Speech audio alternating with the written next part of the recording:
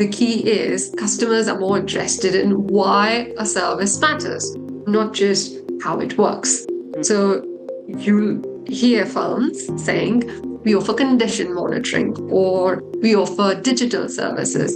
And it's technical to a customer. And it's not to say that they don't understand. They obviously do because, they function, their business is in this space. But it's still not really clear what is it from that condition monitoring or from those digital services. What is the benefit that they are getting? And we've always said servitization is about putting customer first, right? So if you think of it in a way, you wouldn't buy a product unless it made your life easier, right?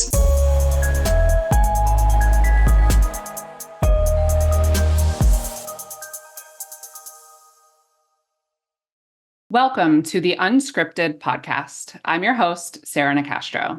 Today, we're going to be talking about innovating advanced services and delivering on the promise of servitization.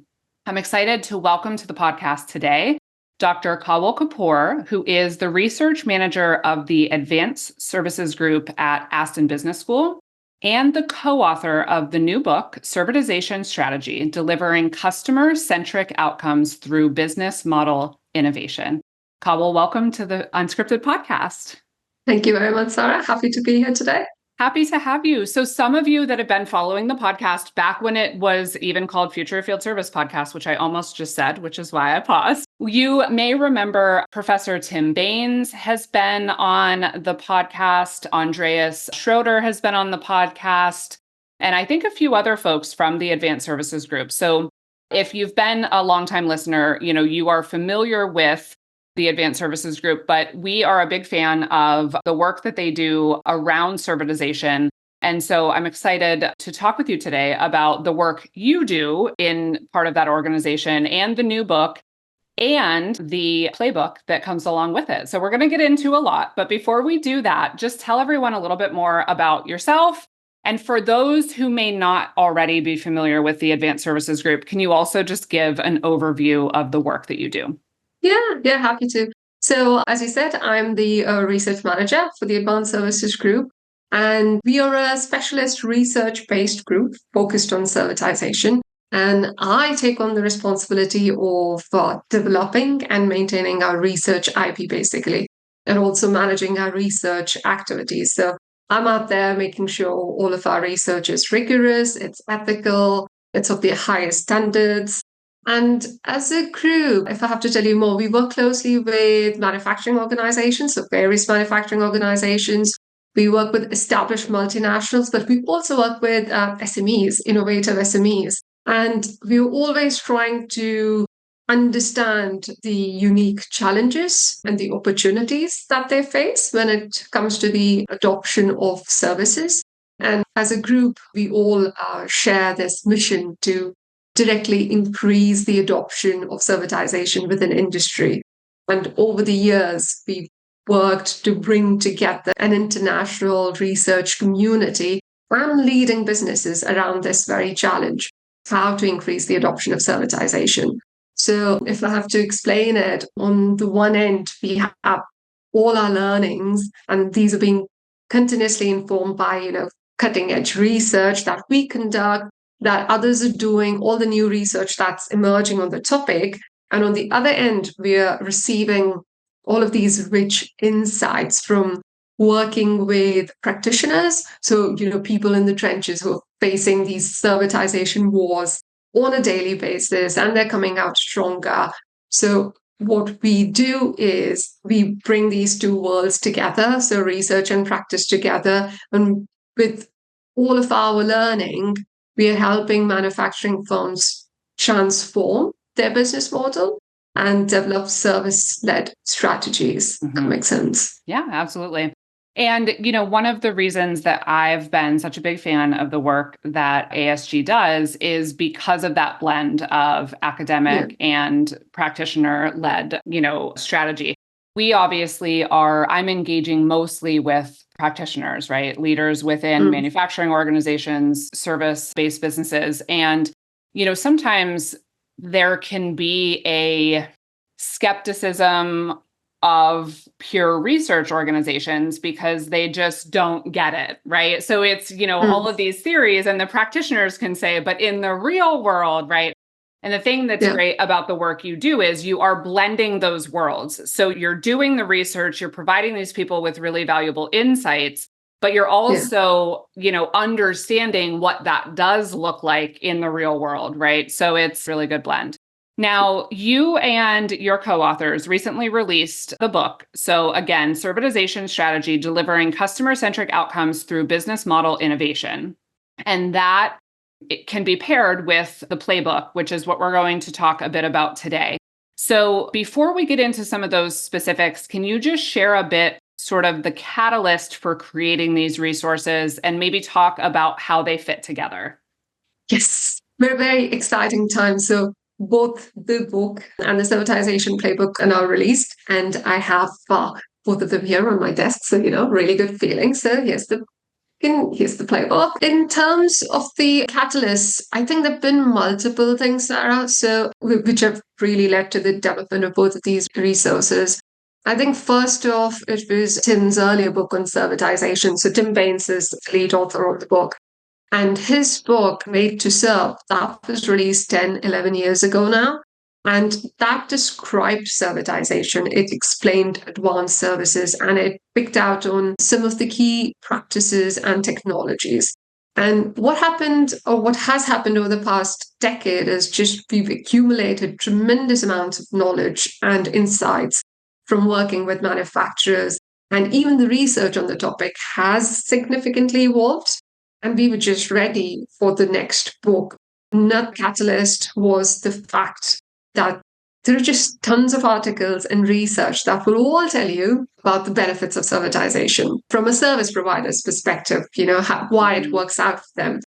And there's really very little how to actually make it work. It sometimes just felt like most of the research in this space, many of the articles were more or less saying the same thing, but nobody was answering the real questions. What lies behind a successful servitization strategy? What are businesses that have had, some success or even much success with servitization? What have they done within their firms? And to me, these were very exciting questions. And then Tim comes along and he goes, should we write a, book to address these questions? And then there was just no looking back. The rest is history. Rest is history. I've got it right here. And it was there's just so much evidence we couldn't overlook. All of the evidence that was telling us that the time is now to look at all things services, servitization, service innovation.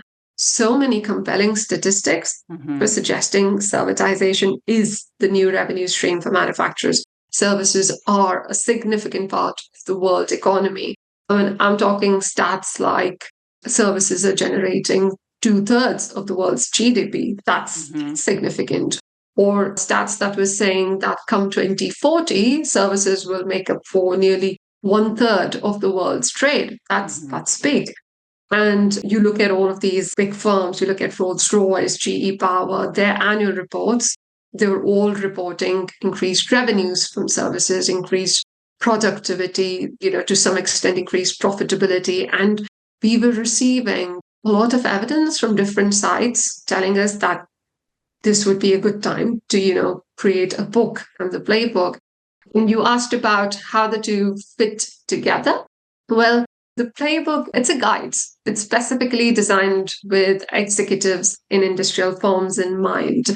And these executives who are well into the servitization thinking and they want to execute a servitization program. So, it's something that executives can flick through it, get a sense of it, and almost immediately apply within their organization with a certain degree of confidence, because this is not something that's been pulled out of a hat. It's coming from, and it doesn't solely rely on research. As you were saying, there are, some skeptics around us. This is coming from, experience in the real world. This is coming or is informed by what's happened with firms in the real world. It's a perfect complement to the book in the sense that the book describes, amongst many other things, what a successful servitization strategy looks like. So it's descriptive, the book. But the Playbook, it's highly prescriptive. It tells you what to do when. It will also tell you what not to do and why you shouldn't. But, it doesn't go into the details. What we do in the playbook is we break down the servitization program into tasks. We specify when to do these tasks, what you're trying to achieve with these tasks. There are many tips and tricks involved.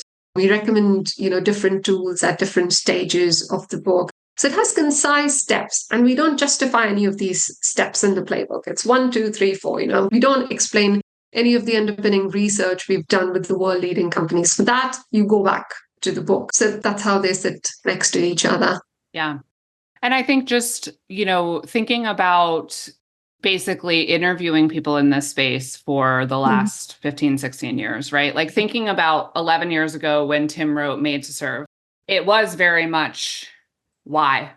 Why is this relevant? Why does this matter? Why would a company think about differentiation through service or think about, this sort of path? And, I think by and large, just thinking about, attending so many conferences, having so many conversations with service leaders, there's a very wide degree of acceptance of the why at this point, but there still remains a lot of ambiguity on, okay, but how? Right. So that's kind of where you are now is let's take the insights that we've gleaned both from the research and also from the companies that have sort of led the way in doing this over the last decade plus, and let's help people figure out how to do this. Right. So I think that's really exciting.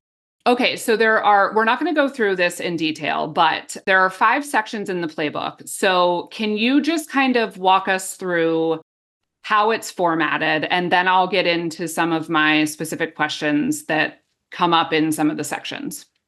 Yeah, sure. Yeah, it's a 50-pager. I like this thing.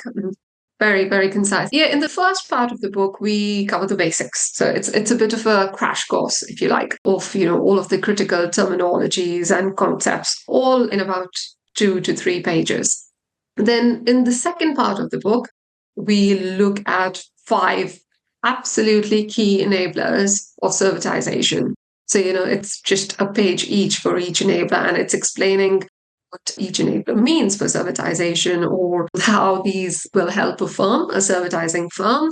And it also gets into what to do if a firm doesn't have access to, these enablers. How can you, it's perhaps in your firm, but it's, not as strong. So what can you do to build these enablers and so on and so forth? In the third part of the playbook, we give practitioners, readers, an overview of the process to follow, an overview of how will you implement servitization within your firm. And we've been able to capture the how to apply part of this entire process as a 1-page guide. And it's called the Servitization Route Planner Guide in the playbook. Personally, very fond of this illustration. It's sharp, it's concise, it cleverly packs everything in one place. So basically, everything that we're telling you, split across 50 pages in the playbook, you can see it coming to life in that 1 page. The fourth part, which is, I think, the heart of this playbook, is where we go through this process in detail. This is where we break up the servitization process into 4 tasks, and we go when is the right time to get on a specific task. Why or what should you expect when you are, performing this task, when the firm is getting into it? And when will a firm know that that task is actually complete so they can move on to the next one? So, it's those specifics. Then when we get to part 5, that's, far end of the book, we point the readers to other learning resources, maybe helpful for them. So these are some of the mini guides that ASG has developed, but at the same time, we also point at, some of the other existing resources that may be useful, that, firms might find useful when on their transformation journey. Another thing that we've done is throughout the playbook, at different points, we set out simple games, just to test readers' understanding, because these are like really quick pages, right? You get from one through to the next. So it's just like a simple test, and the questions and the answers, all you have to do is, match the answers to the questions. There are obviously answers at the back of the book as well, but it's just to get our readers into the whole testing process. So yeah, that's what we've done in the playbook. Okay, great.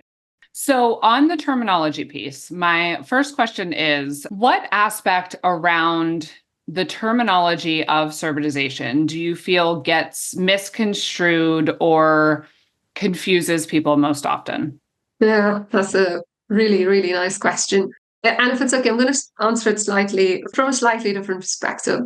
So many of the executives, right, they are not yet fluent with the language and the concepts of servitization.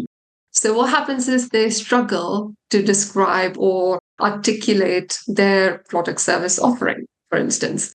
And what tends to happen is you'll see a disconnect between how a firm is describing its servitized offerings and how it would truly resonate with a customer, you, me, But in this instance, because, the book is around manufacturing firms, obviously, how would it resonate with a B2B customer? So often the focus gets muddled in the details of how the service is being delivered, perhaps, or the revenue model is being used in that particular instance, or maybe the technical approach they're taking.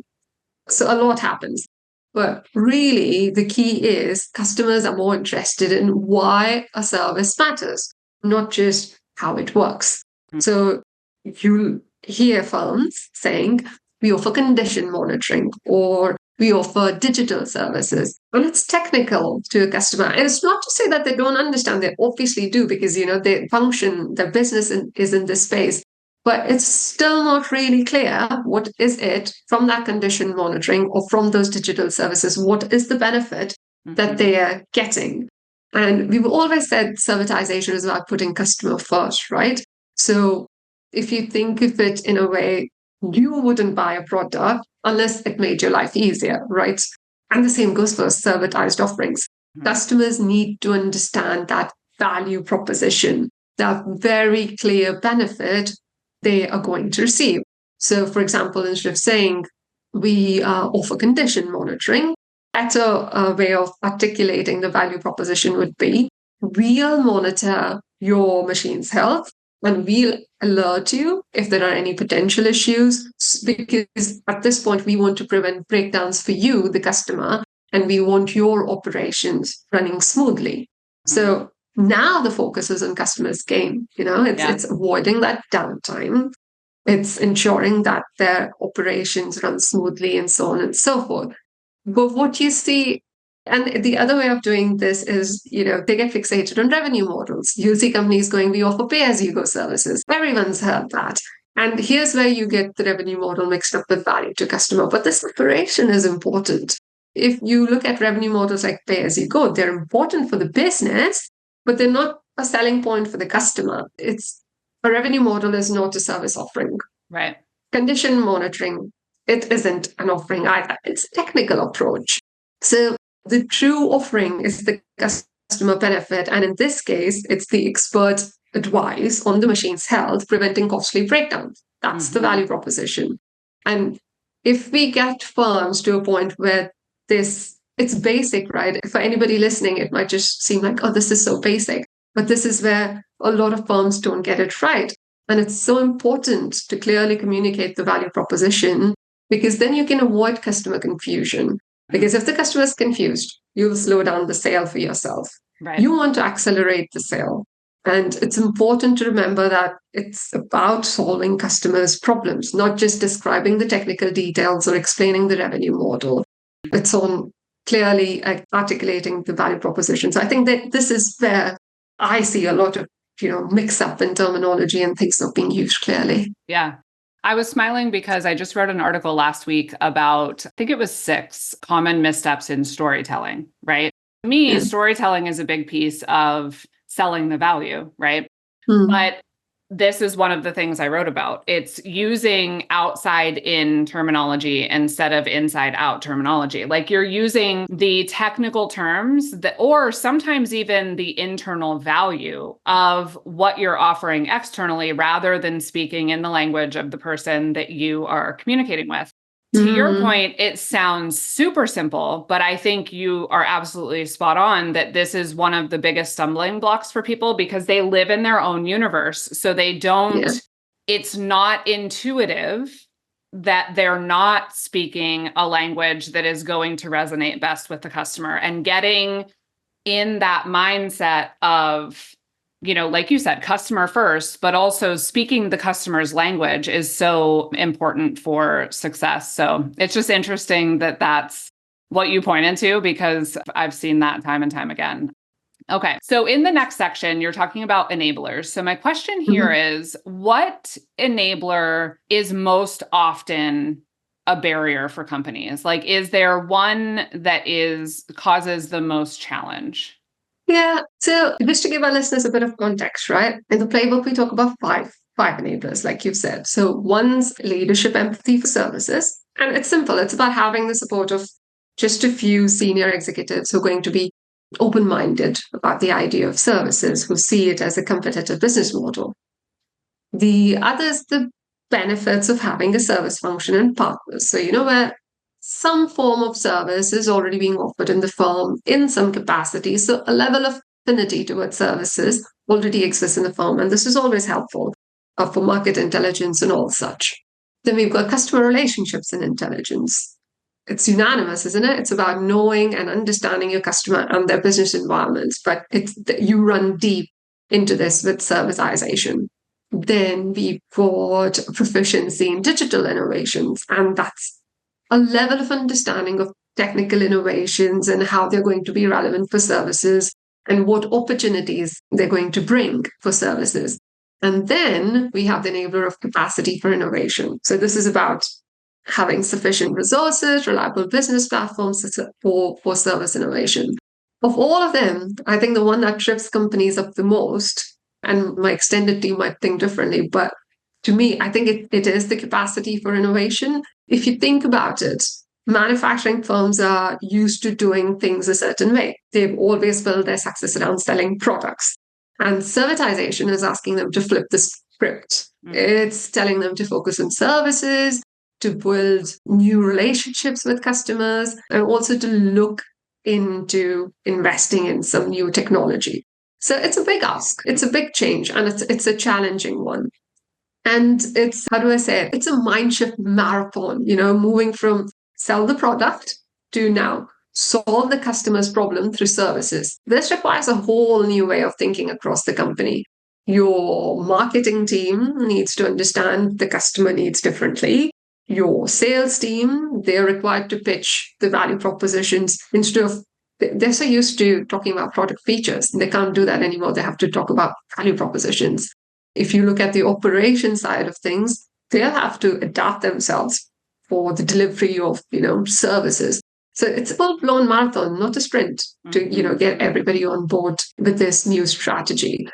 And it's a big reality check in terms of resources. Yeah. Any innovation, it's often going to come with a price tag. There's no two ways about it. Especially with servitization, you'll need new technology to monitor equipment, to deliver services remotely. With all of these new digital technologies, for your firm to be able to leverage them properly, there might be some additional training required for the staff. So, there's cost associated with that. And service expertise is not inherent to a manufacturing organization. So you'll need new skills, which would mean hiring new people. So there's that. And let's say a company is already stretched thin, then finding these resources to invest in servitization, that'll be real barrier. And I think while we're at the topic, we should also touch upon the internal hurdles with this conversation. And if you're being entirely honest, most times, change is met with resistance. And we've witnessed this across most of the firms that we work with. People in established departments are very comfortable doing what they do and how they do it. And with services, there's this fear of the unknown or concern that servitization will take them away from their existing roles. And really addressing these concerns and getting everyone aligned with that new services vision of the firm is absolutely critical for any success in this servitization context. So I think while all the 5 enablers are important, capacity for innovation, in my mind, is often the bigger hurdle. It takes strong commitment from leadership. It's, the willingness to invest. You need a plan. The firm needs a plan put in place to navigate any form of internal resistance. Mhm. But if a company can overcome these challenges, then the rewards of servitization can be quite significant. I think it's interesting in the way you described all of that, the distinction between capacity for innovation versus capability for innovation, because I think there's a big difference, right? Like firms are capable of it. It's more so, the capacity, I think, like not to minimize any of the real considerations, but a lot of it is the mindset shift. Like it's the belief in the vision. It's the belief in it being the right fit for the organization. I think that's the hurdle. I think if the decision is made and then the commitment is made, companies are capable of this. It's the capacity comes in like, are you ready and willing to imagine a different future for the organization versus its history? Yes. And that, to your point, it's a huge thing. It's a huge thing. It's multi-layered, it's complex. And so, it makes sense why that would be, the biggest hurdle. But I think it's, I just want to kind of clarify that, it's definitely possible. You have plenty of examples of that, right? It's about really the decision and the commitment versus, the capability. So very interesting. Now, when you get to the execution piece, it's broken into explore, engage, exploit, and expand. So my question here again is your take on what is sort of the hardest phase for companies and why? Yeah, I think, if you spoke to different people at ASG, they'll all have different answers. But I think we'll all be converging at one point. I'll get to it. So, okay, again, to add a bit of context, right, for listeners, in the playbook, we've split the implementation of servitization into 4 tasks. So, first task is the explore task. As the name goes, you build the case for servitization, you work towards securing the resources. The second is the engage task, is where you focus on understanding your customers' needs. You co-create with them, you work on developing service offerings that would be of value to them. Then we've got the third task, which is the expand task. And this is where the firm develops the capabilities to deliver services commercially.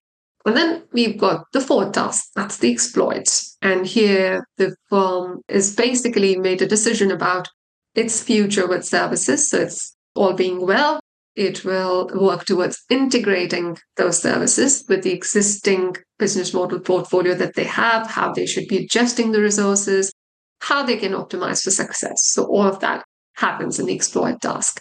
And if we have to speak about the hardest phase or task, I think it's very unique to a firm. It really depends how ready or embracing they are of the idea of servitization. Because if they're not, then we've seen firms which even find the very first stage of explore extremely challenging. And to the extent that in cases, even just maintaining momentum with a select few members within the firm, it can get really difficult for firms. Having said that, and I think most of my team would agree, I think the expand phase, task number 3 is really hard for firms because, if you think of it, you've designed this fantastic new service, you've hypothesized value propositions. You've tested these value propositions, but now we get unreal. We're not talking about ideas anymore. We are not talking about hypotheses anymore. We are looking at resources, and most of the resources that would be needed to take this new service offering to the market will have to be drawn from the firm. So you're looking at big investments. You're looking at big financial commitments from the firm. And there might be disagreements within the company about how much to spend. And this is where we've seen business cases being challenged, priorities being challenged. And this is task number 3. And you might just end up going back to square one. So that's the level of challenge. Things get really political. And New service models, they often require changes to processes. Any existing process, they, call for changes. And some people might resist these changes because by this point in your servitization journey, it's no longer about just innovating the business model. You'll see challenges around organizational change. So imagine a team used to selling, like we were just talking a minute ago, they're used to selling products and suddenly they have to learn about how to deliver services. So, there's tensions, there's pushback, not everything goes according to plan. So usually when we look at this space, we see the person that's championing the servitization initiative in a firm, they have to make the toughest choices, very difficult decisions, to the extent that they might be looking at even scaling up the service offering momentarily so, but or adapting it based on real world experience. So it can be really, really frustrating for the team, especially the initial team that we call the coalition that's come around championing the service idea in the first instance. Worst case scenario, we've seen people leave firms. Team members, it's just not, getting out of the servitization initiative, they've left the company. But then again, despite these challenges, like you iterated on earlier, a firm can successfully navigate through these hurdles. And once it does, it'll be well on its way to integrating services with the existing model. And then you're looking at achieving that long-term success that we've always said comes with servitization. Yeah, no, that makes perfect sense. Now, you've been with Advanced Services Group since 2018, leading the research. And I'm curious, in your time in this space, what have you found most surprising about the world of servitization? So, one surprising thing about the world of servitization is how embedded the idea of ownership is in our minds. I can't get over it. I don't know how it's with you, but, we often think, I need to buy this product. But really, you need to buy the product because you're after the benefit that that product offers, right? And that need to buy the product, that's what servitization is challenging. It's challenging that assumption. And as consumers, what we are really interested in is the use of the product, the value it brings to our lives. So, it's that experience of a fresh cup of coffee from a fancy espresso machine, or all the better, or a perfectly organized workspace, with the right furniture for my home office. But I'm not necessarily after owning that machine or, owning this furniture itself. Although I would like to own that machine, but you know where I'm getting. The shift in thinking for me is really amusing. We get so attached to the idea of ownership, especially for certain products. And there's an emotional connection sometimes, and I completely understand that. But for the majority of the things, and especially if you're talking about B2B level of, offerings, where the cost of ownership of an equipment is so high, or costs of breakdown are so high, servitization makes complete sense. So for most of the things, the benefit truly comes from the use and the outcome it delivers. And servitization is allowing firms to tap into that desire for value and outcomes rather than just selling the physical product. But I think the irony here is it's all a bit amusing to me. In a lot of cases, consumers and our mindset around ownership, we stand in our own way. Mm-hmm. We are the hurdle to be getting more value from a product because we are so, we just cling to the idea of ownership. Yeah. But servitization offers a different way to access what we truly want, the benefit of using something and not necessarily the burden of owning it. So, there we are. What's it for you, Sarah? Do you think you brought that mindset shift with you, or is it still ownership matters? Yeah, no, that's a really good question. I mean, I was thinking about that. So what came to mind is, for a very long time, I bought cars and then eventually I ended up leasing, right? So similar idea, and it just made sense at the time because it was the easier path, but it was a mental hurdle to overcome of, I was just kind of taught that was a waste of money, to pay for the outcome versus to acquire a thing, right?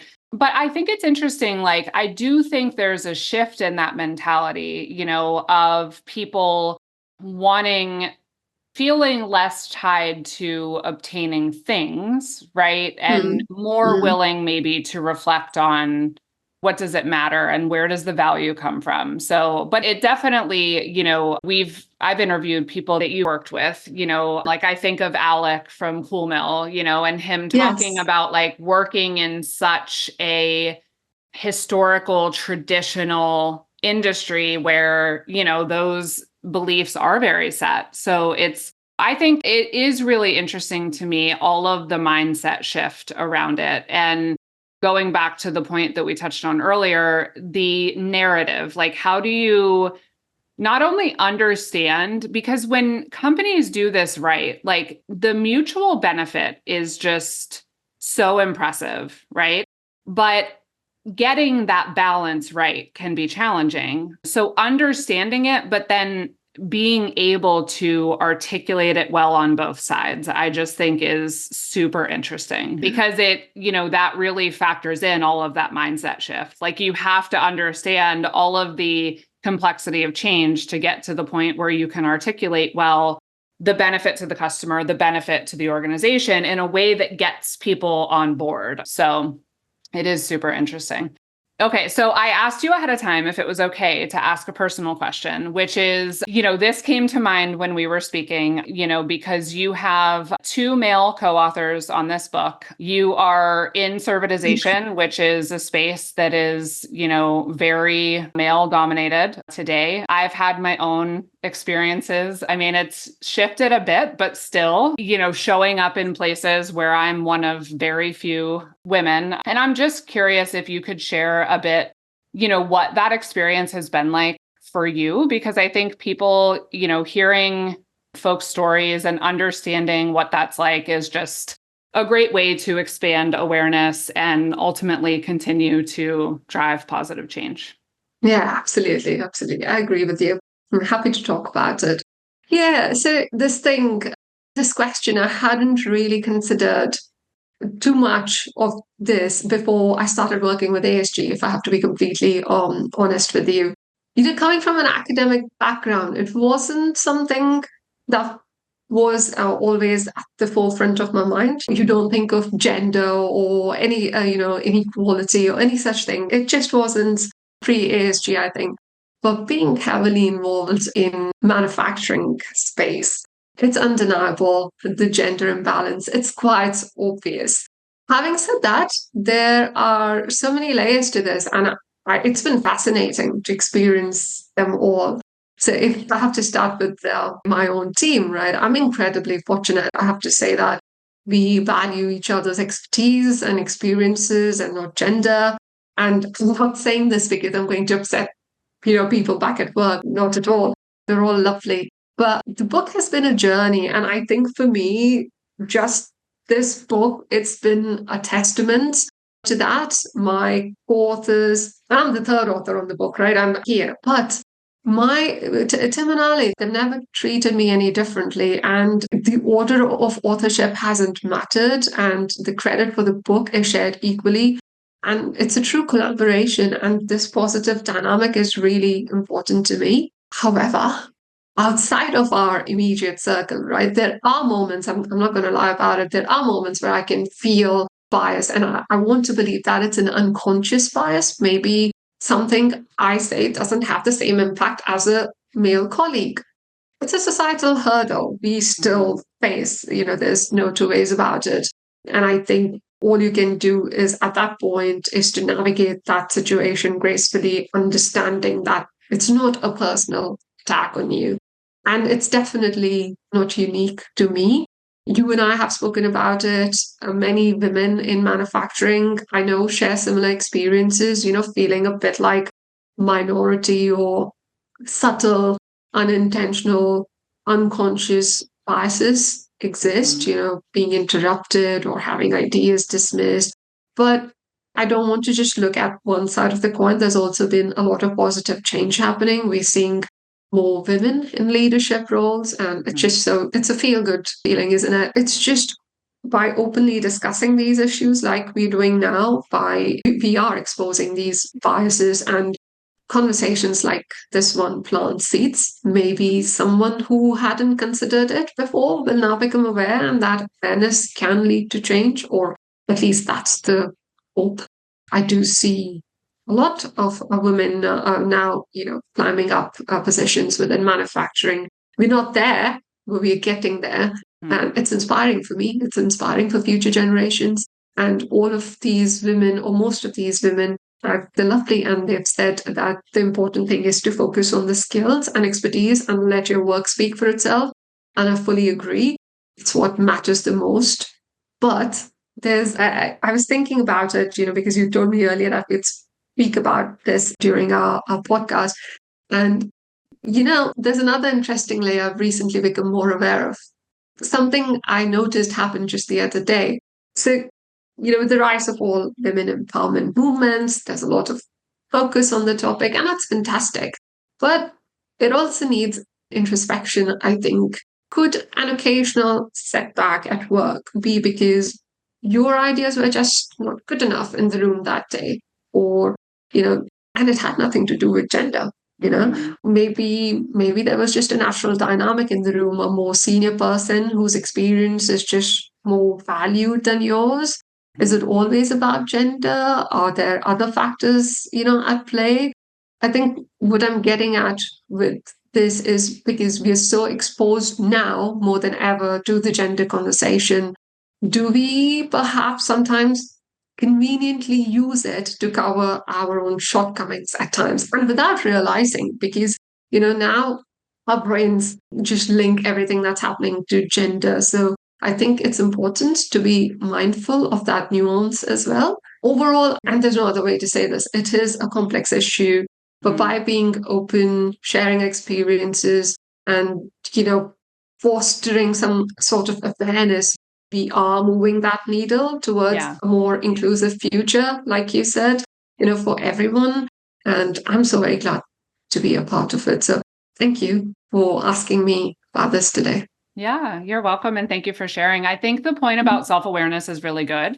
And I think, trying to be honest with ourselves, and then looking for the opportunities to speak about these things is important, because I think that, to your point, hopefully a lot of it is unconscious. And I think one of the challenges is, there are people that are in groups this sort of thing doesn't happen to, that maybe think like it's 2024, we're well beyond this. So that's why I think it's important to talk about it, because we aren't, to your point, there's progress, but it does still happen. So I think it's important to talk about that, but also important to own, like you said, the self-awareness of, okay, well, was it or wasn't it, right? If it wasn't, maybe I need to accept that. If it was, is there a way for me to speak up or speak out in an appropriate manner to help, create that awareness? So you're right. It's definitely complex, but I appreciate you sharing. And I know we're just about out of time.